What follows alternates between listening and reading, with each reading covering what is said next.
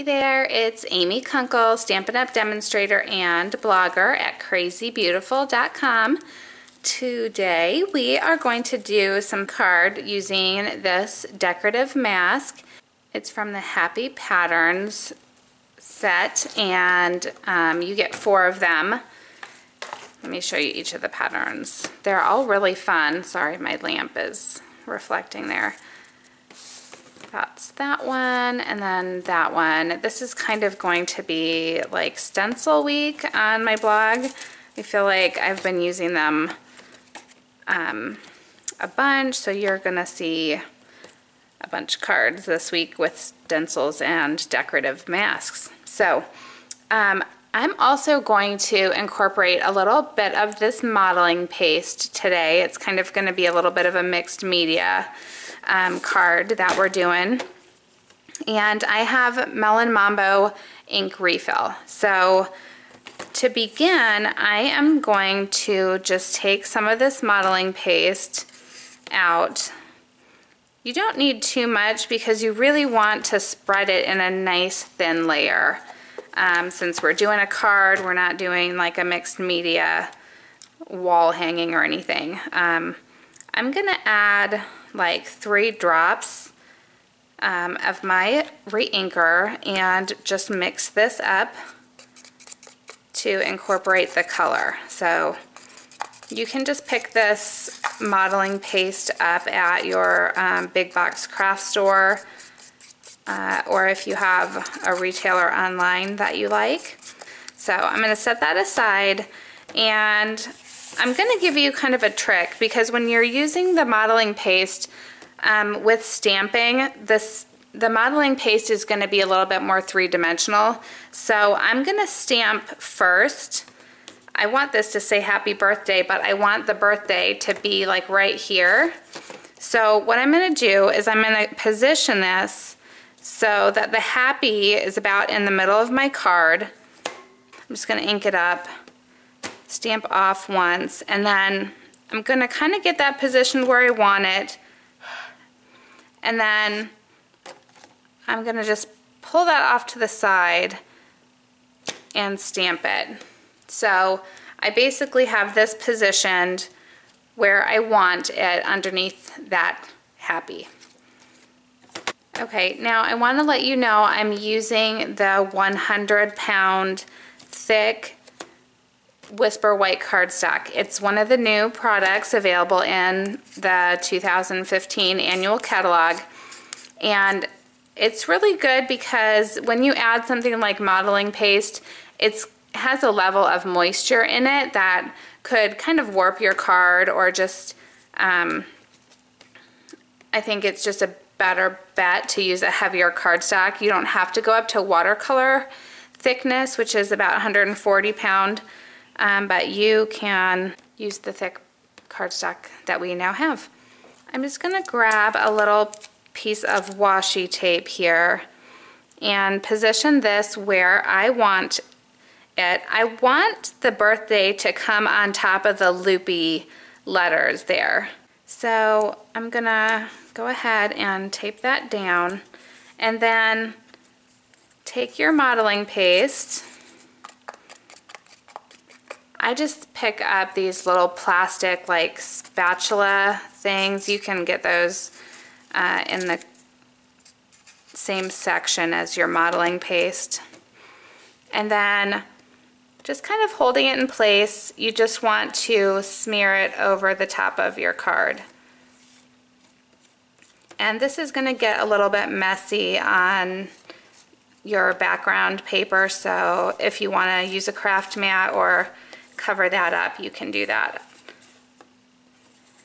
So be careful when you're going back and forth that you don't pick the mask up, just because that suction can kind of pull it up.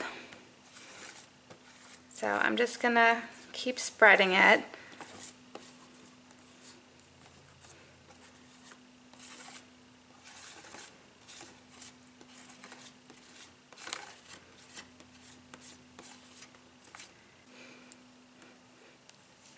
Okay, so before it totally sets up and dries, you'll want to pull this off. Let that dry. Go ahead and rinse this under cold running water or warm running water, just water. Clean this off and we'll come back and finish this card. Okay, so it's just been about 10 minutes and this is completely dry. I'm going to just add, this is a 1/4-inch strip of cardstock. This is the new Cucumber Crush, really, really fun color.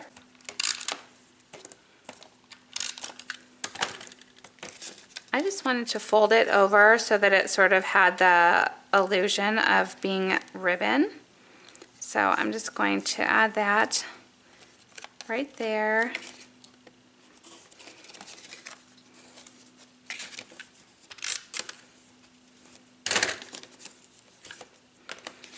And then this is going to go on my card base, but let me show you how I did the stamping now. This is all dry, but I'm just going to set it there. Go ahead and get your same stamp again. I'm going to ink it up and stamp it off. And you're going to, I always huff on it, but you're going to just go right over where you had stamped previously. And this time it's only going to stamp on top of the masking. So you can see the stamping below and then the stamping on top, not on the masking, on the modeling paste. So you're just going to stamp right on top of that modeling paste. Okay, I'm going to finish this card by adding a cute little bow with my Bow Builder punch. I haven't used this one in a while, so I'm just going to show you. You need 2 of those and 2 of those, but you only need 1 of the little strip. So I'm just going to try to get all these on here. That was maybe like too confusing, but I was trying to get them all out of 1 strip of paper. Now if you haven't put this together, this little bow together before, what I usually do is use my bone folder to curve these 2 pieces which make up the bow, and then these 2, you don't have to curl them a lot, they make up the tails, and then this little strip will go around. So you can curve it a little bit, it's just gonna fold anyway, but go ahead and put these together like that. I usually use a glue dot, and you can do like half of, just use 1 glue dot basically for both sides. It'll kind of come together like that, and then the piece that covers it, you use another one. So wrap that one around like that, and then those 2 will go like that. So there you go. Now you have learned how to color modeling paste with your reinkers and use that with the new decorative masks. Thank you so much for joining me. I hope you have a great day. Bye.